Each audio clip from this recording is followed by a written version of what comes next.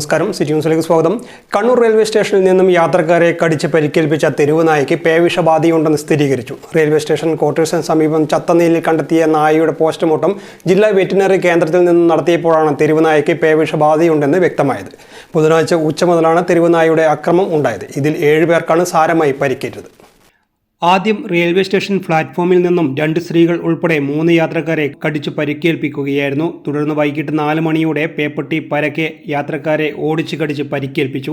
Ticket എടുക്കാൻ ക്യൂവിൽ നിന്ന യാത്രക്കാർക്കും കടിയേറ്റു. യാത്രക്കാരിൽ മിക്കവർക്കും കൈകാലുകൾക്കാണ് കടിയേറ്റത്. പലരുടെയും കാലുകളിലെ ഇറച്ചി കടിച്ചെടുത്തു. ഒടുവിൽ റെയിൽവേ പോലീസും പോർട്ടർമാരും പോലീസും ഓട്ടോറിക്ഷ തൊഴിലാളികളും ചേർന്ന് വടിയും കല്ലും ഉപയോഗിച്ച് നായിയെ തല്ലിക്കൊല്ലുകയായിരുന്നു.